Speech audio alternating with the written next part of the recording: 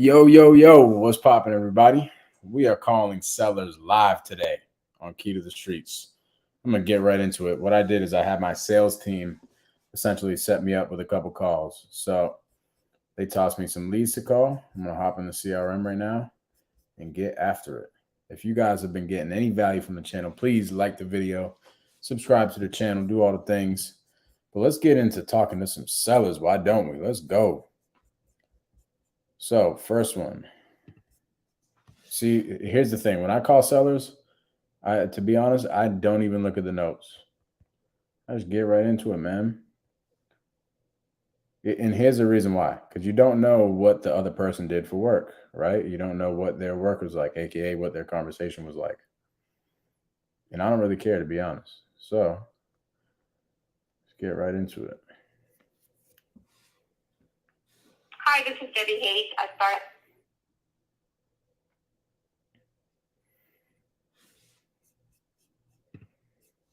Hi, this is Debbie Hayes.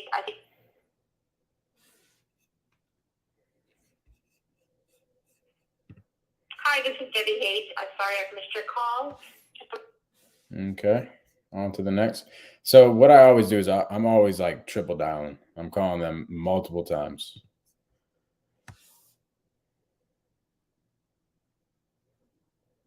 Because one thing, like for me right now, I have my phone on do not disturb. So if you call me right now, it's going to go straight to voicemail. And then you call me again, it's going to go through. So we have the team double dialing minimum everybody.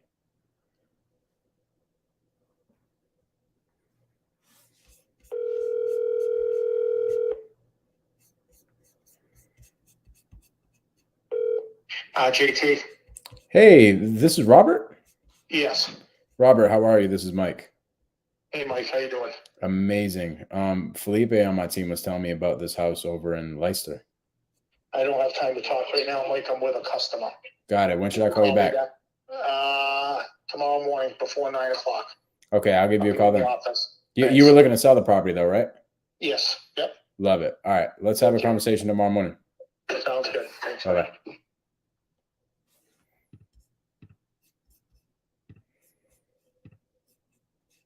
On to the next.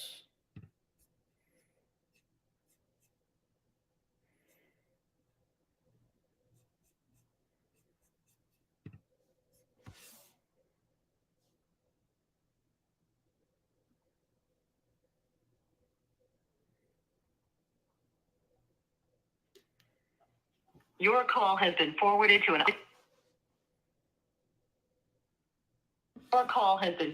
to an automated voice messaging system.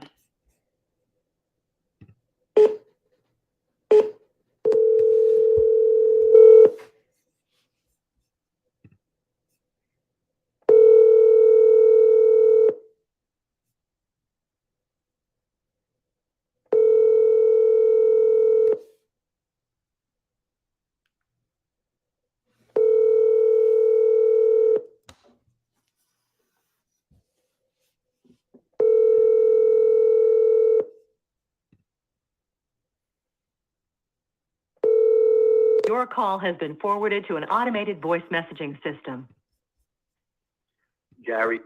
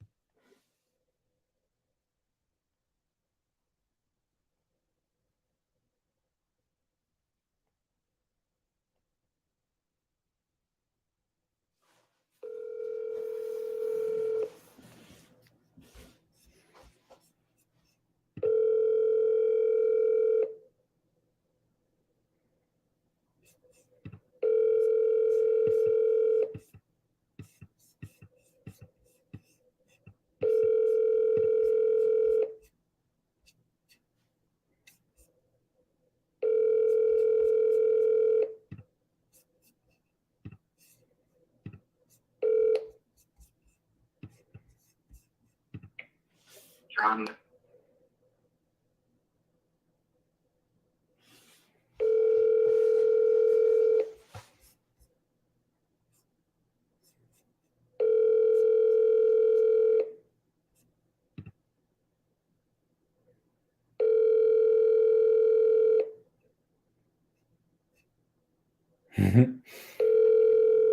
I'm looking at the notes for this lead, right?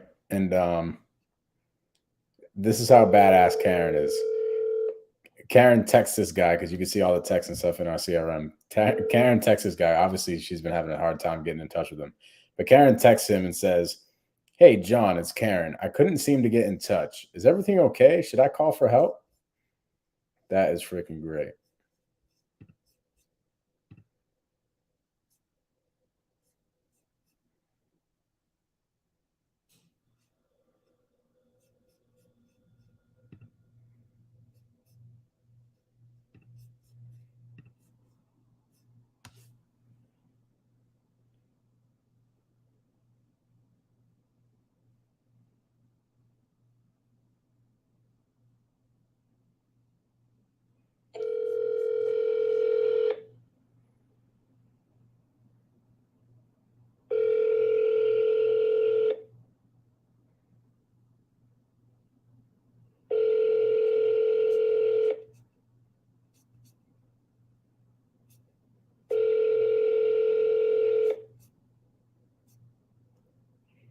Hello. Please leave a message.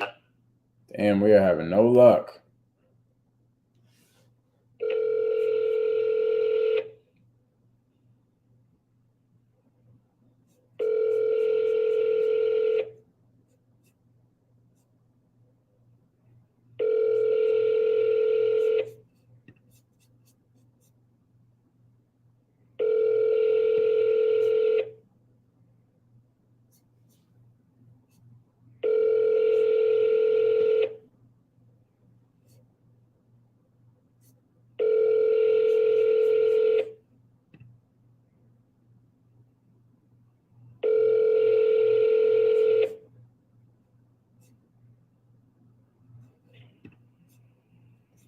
Hi, you have reached 508.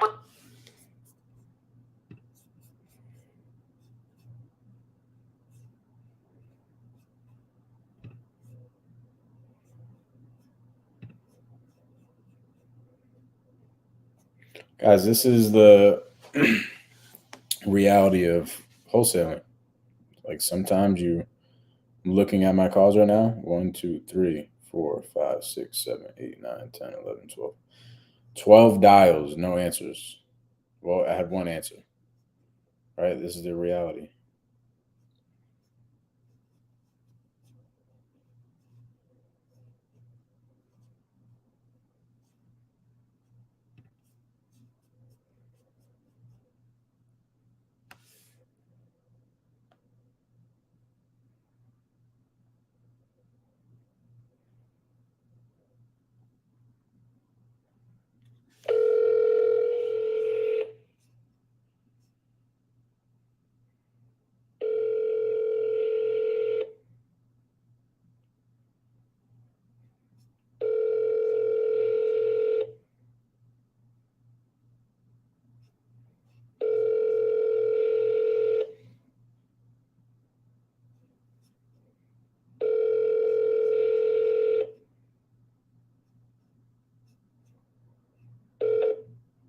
Well, this is Virginia Pacheco.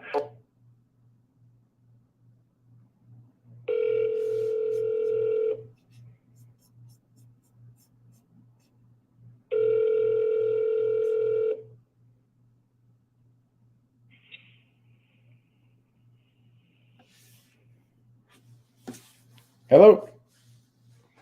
Hello? Hey, this is Virginia. Yes. This is Mike. How are you? Hey, Mike. My team was telling me about these properties over in Warwick. Alex was saying that you were looking to sell it. I already talked to somebody. Who was calling you? Alex, she's one of our lead managers. Yes. I know. She said somebody would be calling me, but I thought she said she was going to have them call me tomorrow. Got it. Yeah, I'm just over here in the office trying to bang things out because I'm going on vacation next week. Okay. So what do you need to do? Well, could you just give me the rundown of like the whole situation? I think she said it was on Reynolds Ave, right? That property? Yeah. It's 206 Reynolds Avenue. Okay. And it's rented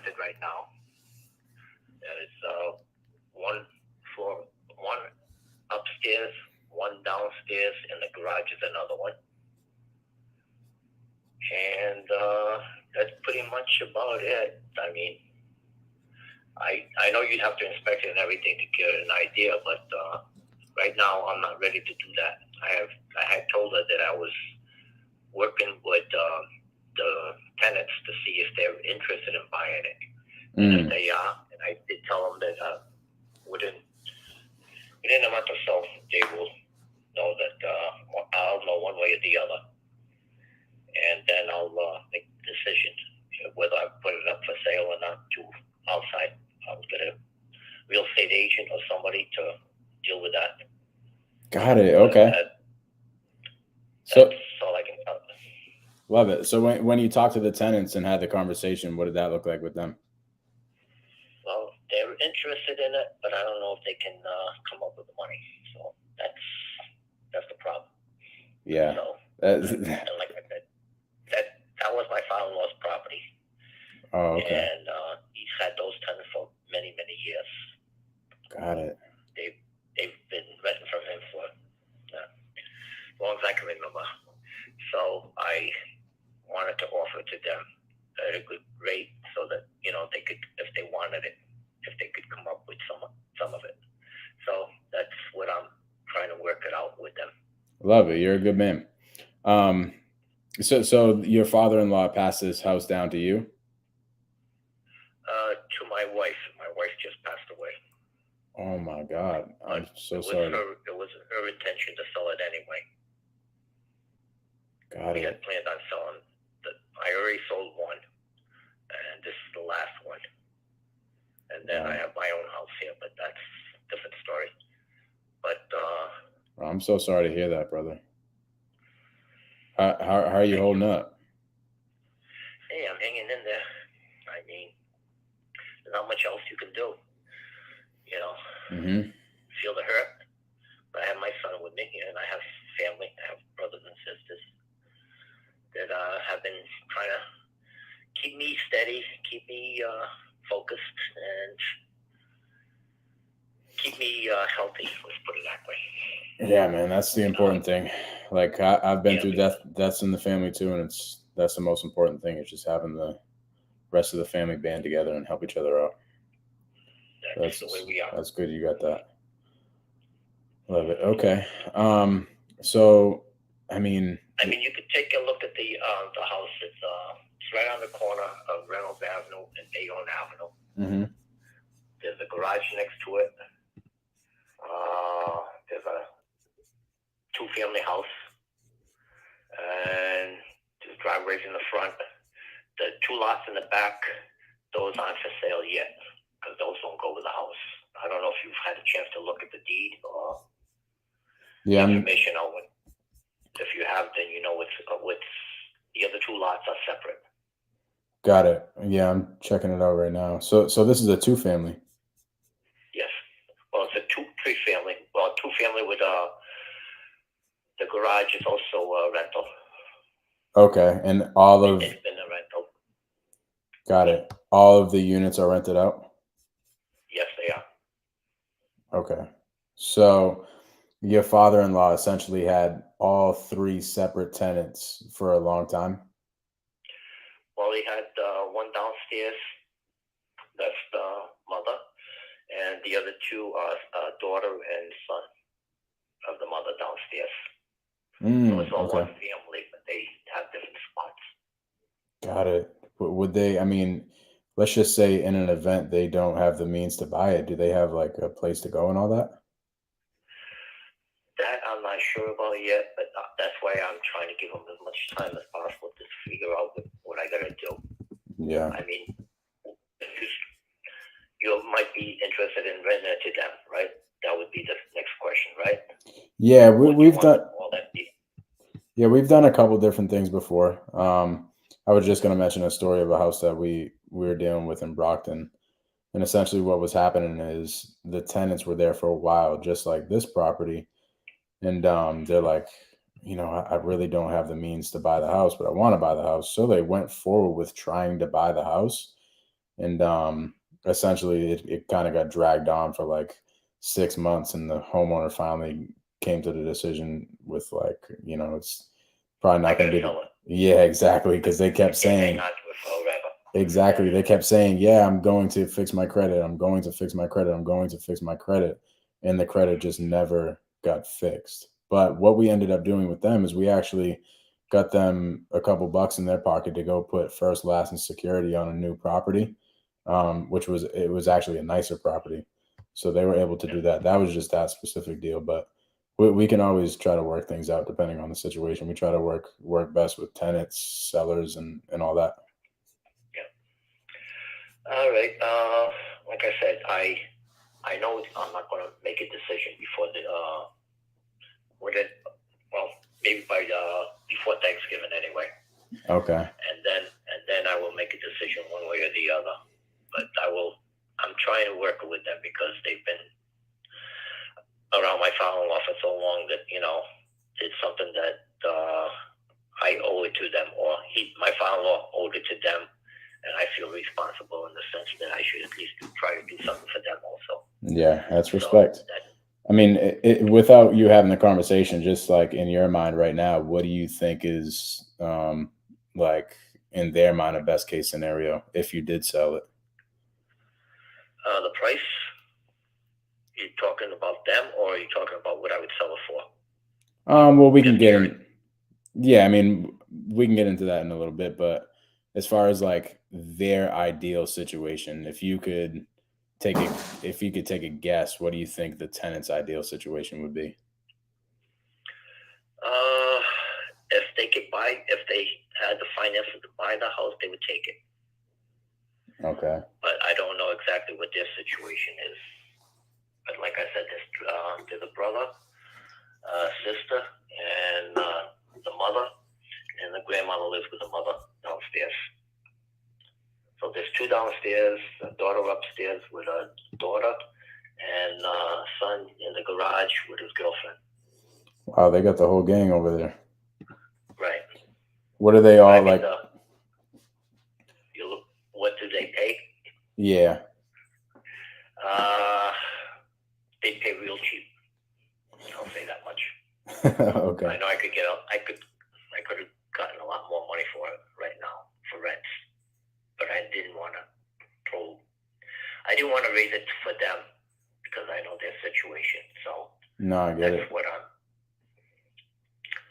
But okay. It's about $2,100 a month between all three of them, maybe $2,300 right now. Okay, so somewhere around 21 to 23 for everything. Yeah. Are they on a lease or are they month to month? They're month to month, no lease. Cool. Okay. All right. Well, I mean, what's got you thinking about selling it rather than just holding on to it and keep cash flowing? Keep renting it? Yeah. Because I'm not a good landlord. What I mean by that is I'm 70 years old right now. My wife just passed away. And for me to deal with being a landlord and everything else that goes along with it, it's not. I mean, they'll stay there as long. But then again, in order to stay, I think the rents would have to go up a little bit. But I'm just not a good landlord. I'm not the way my father-in-law was. Very, how shall I say it? I bend over backwards for people. I was just going to say, you're probably too nice, just like me. Because I had this problem when I first started real estate. I was buying deals and I would be the same way as you are, like just too nice. And I wouldn't up the rents, or I wouldn't do anything like that. And then all of a sudden I look at my real estate business isn't doing as good as it should be. So what I did is I had to outsource it to somebody else, like a property management, and then I had to bring in a business partner to figure out those types of things. That way they can take care of it because they're better than me. Yep, but that's the whole thing with me. I can't. I'm too easy, and like I said, I haven't raised their rents. And it's been a while, but that's what I'm trying to say. I know I can't be a good landlord, and at my age, I'm not capable of doing everything that has to be done. So yeah, I think it's the best thing for me to do is just to get rid of it. I don't need the income coming in. But got it. Anyway. So how much were you looking to sell the property for?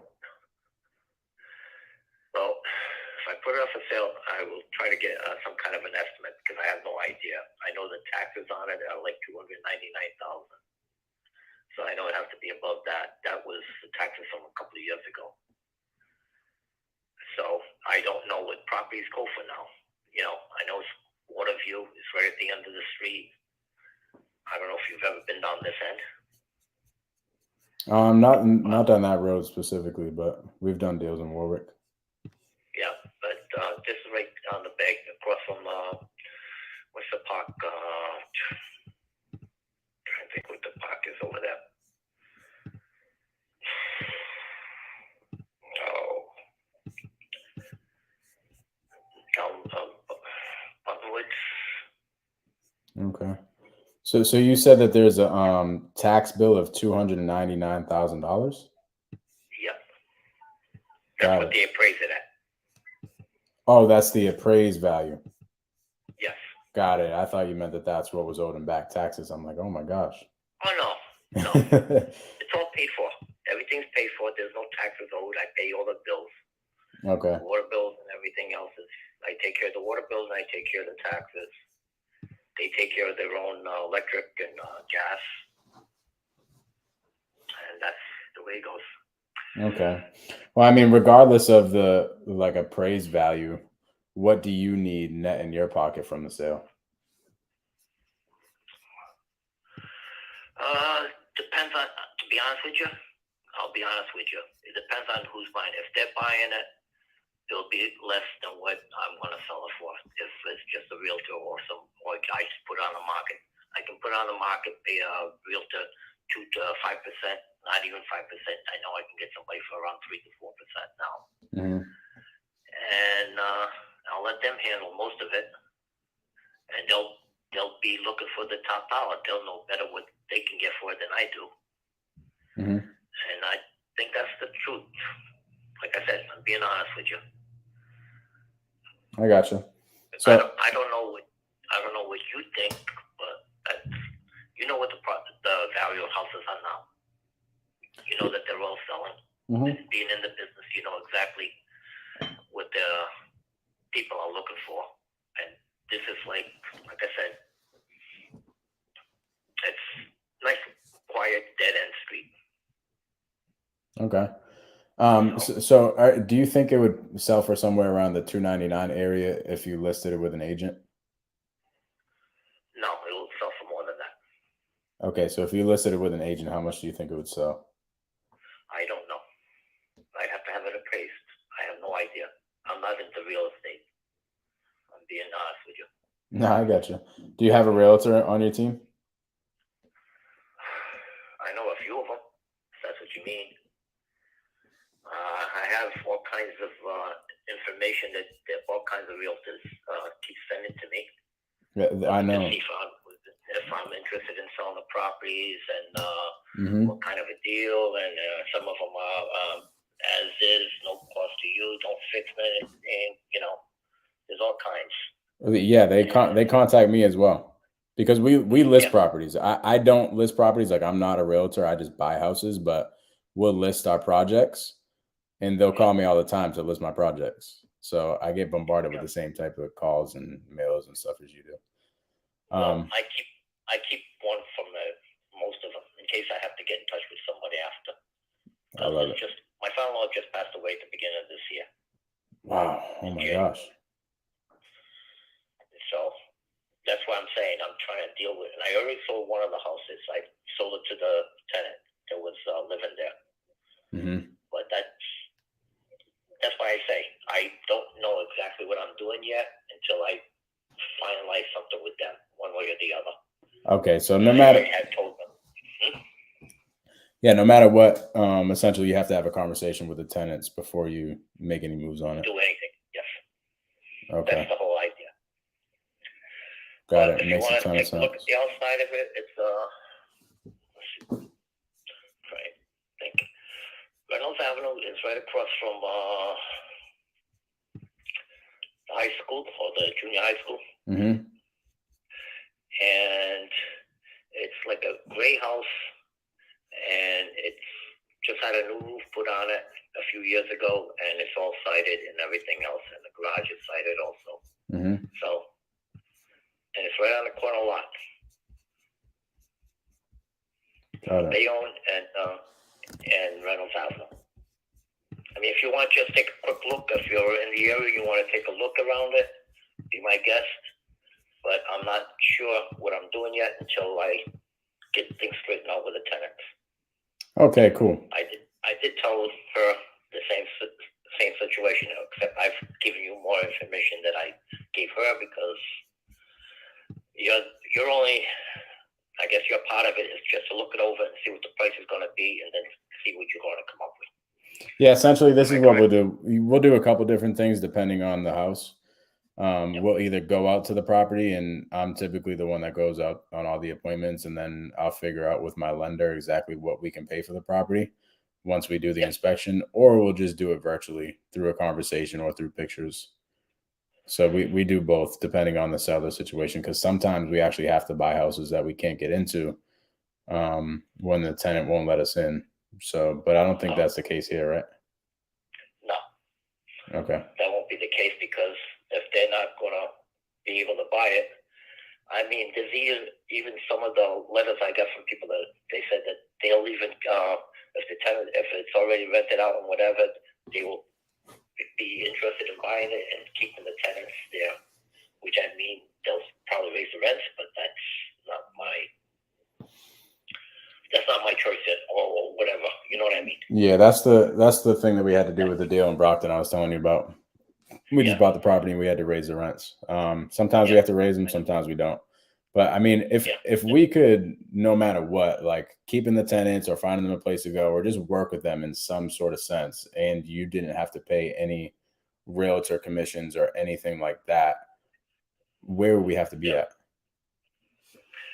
Well, I don't know.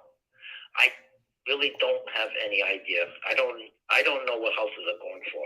I haven't bought a house. I did a couple of them, but I haven't bought a house in a long time. I have another one that might be up for sale shortly. But on that one there's the neighbor next door says that he's got 3 people that are interested in that house. Oh wow! But that's not this one here. And they're all friends of his. They just like to move closer to Warwick or close to them or whatever. But there's 3 of them that are interested in it. Mm-hmm. At first it was only 1, now there's 3. And it's a small little cape, one car garage, a small lot and everything. But I have no idea what that's worth. You know, I've never been into real estate as far as buying and selling. Yeah. No, I get you. I was dealing with a lady, her name. And the way the market is nowadays, you don't know what it's worth. Yeah. I know my neighbor next door to me, my house, he says that his house is worth over $600,000, $700,000. It's on the water, right on the water. Mm-hmm. But that's a lot of money, you know. But I don't know. I don't know if it's worth it. You know what I mean? Mm-hmm. Yeah, so I was because we buy houses actually nationwide. Our office is in Brockton, Mass, but we buy houses all over the country. So I was dealing with this lady in Tennessee. Her name was Marilyn, and essentially Marilyn was saying the same thing as you were saying. She's like, "Listen, Mike, I have no idea what my property's worth. Like, I can't tell you how much I need for my property because I don't know how much it's worth." I'm like, that's valid because it's the only house she's ever owned before. So what I told Marilyn is I'm just like, why don't you have a conversation with the realtor and see exactly what she could sell it for after putting some work into the property if you needed to do that because she had to do it. And then she kind of got a realization of where it would sell for after she put some love into it and figured out that going with us ended up being the best case scenario. But it's good to get a realtor's point of view, at least a reputable one that isn't going to just sell you the dream, because a lot of them do sell you the dream. But she ended up getting that information from the realtor, realizing that, hey, going with the realtor is going to cost me too much money after putting repairs into the property and everything. And I don't know if that's the case here, but maybe having a conversation with a realtor or somebody local in the area that you trust that can give you an idea of what the property's worth would be a good idea. Yep. I know. Cool. Well, why don't we do this? That's why I was telling you. I have no idea. And I do know that I would like to have them buy it. Only because they've been there so long and they was always friends with my father-in-law.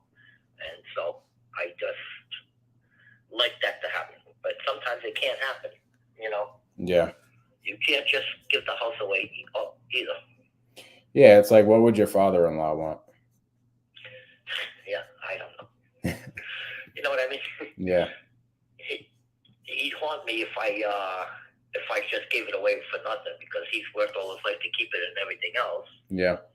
You know, so I don't know what to say. And I can't even ask my wife now, because she said she'd sell it. She wanted to sell it, get it out of our hands, because it was too much work and everything else. Mm-hmm. So, but anyway. Okay. You do what you got to do, and I will let you know as best as I can. Well, why don't we do this? You got to have a conversation with the tenants, right? Yeah. So what if you have a conversation with the tenants and figure out exactly what their situation looks like? That would give me a better idea of how we could help your situation. And then maybe figure out from a realtor or some sort of reputable source down there exactly what you think the retail value of the house is, and then we can kind of go from there. Okay. We'll work it that way then. Does that work? That'll work. When do It'll be you? a little while before. You going to give me a phone number? Yeah, for sure. This one that I'm calling you on right now is actually my personal line. Hold on 1 second. Let me get a piece of paper.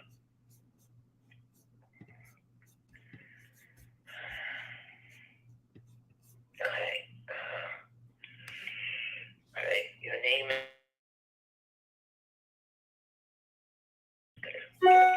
Mike. Yep. M-I-K-E. Yes, sir. What?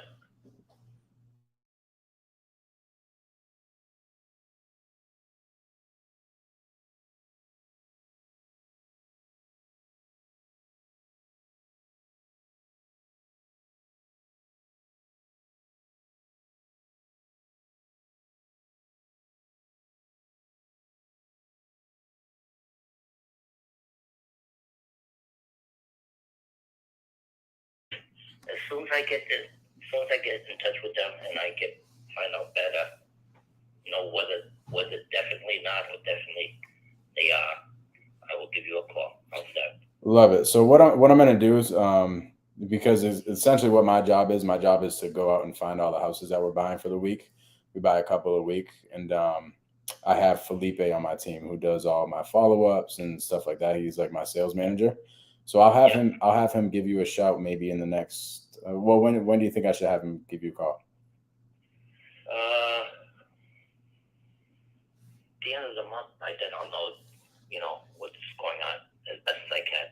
Love it. That's only a couple of weeks away. You'll be back from your vacation, I think. Mm-hmm. You say you're going on vacation next week. Yep. So then I'll be able to talk to you. Cool. All right, brother. All right. I'll have Felipe reach out. All right. Virginia, I appreciate you. Have a good day. Likewise. Bye-bye. Boom.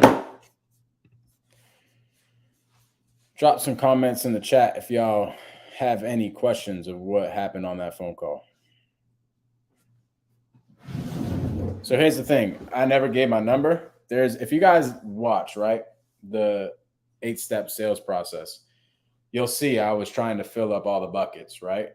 And I'm not going into fulfillment. I'm not giving any offers, none of that. I'm not giving my number, or I'm not saying, well, what if we came in at 200,000, or what if we did this? Like, I'm not doing that yet. Not all the cups are filled. I have to give him homework. Essentially what the homework was here is, hey, go talk to the tenants for one, and then go get your freaking number. Because he was trying to fight with me on the number. So I'm just like, all right, well, why don't we go figure out your number after you go have a conversation with a realtor or somebody that you know down there that understands the real estate market down there. So how the next conversation goes is you follow up with the tenant conversation and the number conversation. Hey, how did it go with the tenants? Oh yeah, you know, they kind of came to the realization that they didn't want to buy it. They don't have the means to buy it or anything like that. Then you follow up with, well, what is their ideal situation? What do they want to do? Do they want to stay in the property? Do they want to leave? Or what does that look like?